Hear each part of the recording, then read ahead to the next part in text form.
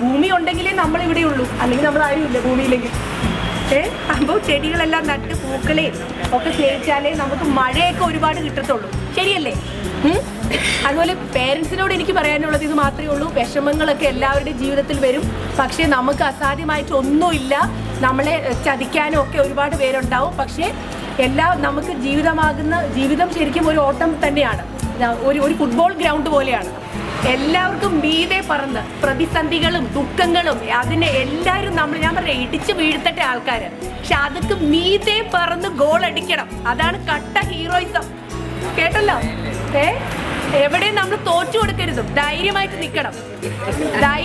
നിൽക്കണം. അതിനൊരു ഉൾക്കരുത്ത് വേണം. നമ്മൾ തെറ്റ് കണ്ടാലും തെറ്റാന്ന് തന്നെ പറയണം. നല്ലതല്ലാത്ത കാര്യങ്ങൾ നല്ലതല്ല. പിന്നെ ചീത്തയായിട്ടുള്ള സ്പർശനങ്ങൾ പിള്ളേർ പ്രത്യേകിച്ച് ശ്രദ്ധിക്കണം.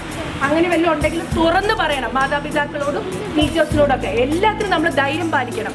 പിന്നെ നിവർന്ന് നടക്കാനായിട്ട് നിങ്ങൾ കുഞ്ഞു മക്കൾ എപ്പോഴും ശ്രദ്ധിക്കണം. നമ്മൾ ബോഡി പോസ്ചർ എപ്പോഴും സ്റ്റഡി ആയിട്ടിരിക്കണം. നമ്മളിനി എത്ര വലിയ അവാർഡോ എത്ര വലിയ ഡിഗ്രി ഒക്കെ ഉണ്ടെങ്കിലും നമ്മളൊരു ഓഫീസിൽ നമ്മൾ ഇങ്ങനെ ഇങ്ങനെയൊക്കെ ചെല്ലുകയാണെങ്കിൽ ആരും നമ്മളെ വകവയ്ക്കില്ല.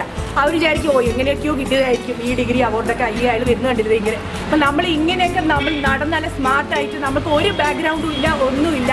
പക്ഷെ നമുക്ക് നമ്മളെക്കുറിച്ച് തന്നെ ഒരു ആത്മവിശ്വാസമുണ്ട്. ദൈവത്തിൻ്റെ കയ്യൊപ്പിൽ സൃഷ്ടിച്ചാണ് നമ്മൾ ധൈര്യമായിട്ട് കയറി ചെല്ലുന്ന. ഒരു ബാക്ക്ഗ്രൗണ്ടോ ഒന്നും വേണ്ട. നമ്മളിൽ തന്നെയുള്ള ആത്മവിശ്വാസമാണ് നമ്മുടെ ഏറ്റവും വലിയ നിധി. അപ്പോൾ അതിൽ നമ്മൾ പറയണം ഹലോ എന്നൊക്കെ പറഞ്ഞു കഴിഞ്ഞാൽ ആരും നമ്മളെ ശ്രദ്ധിക്കും. അപ്പം നമ്മൾ എപ്പോഴും ശ്രദ്ധിക്കണം. നമ്മുടെ ദൈവം തന്നിരിക്കുന്ന ശരീരം നിവർന്ന് നിൽക്കാനുള്ളതാണ്. ആരുടെ മുന്നിൽ നമുക്ക് തല ഇങ്ങനെ വെക്കേണ്ട കാര്യമില്ല. നമുക്ക് എല്ലാവർക്കും ഒരു വ്യക്തിത്വമുണ്ട്. നമ്മൾ ആരുടെയും കോപ്പി ആവേണ്ട കാര്യമില്ല. നമ്മളാണ്. അതിൽ തന്നെ നമ്മളൊരു അടിസ്ഥാനമായിട്ട് വിശ്വസിക്കുക. പ്രതിസന്ധികളുണ്ടാവും, അത് ഞാൻ പറഞ്ഞു. അതൊന്നും നമ്മൾ ശ്രദ്ധിക്കേണ്ട. നമ്മൾ ഇടിച്ചു വീഴ്ത്തിക്കോട്ടെ. പക്ഷെ അതിൽ എല്ലാവരുടെയും മീതെ പറന്ന് ഗോൾ അടിക്കണം. ഇന്ന് മുതൽ ഗോൾ അടിക്കില്ല എല്ലാവരും.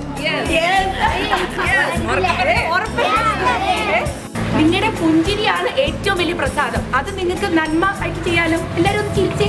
ദൈവം തന്ന ഒരു വരദാനമാണ്, ഒരു പ്രസാദമാണ്. ദൈവത്തിന്റെ പ്രസാദമാണ് ആ സ്മൈല്. കേട്ടല്ലോ?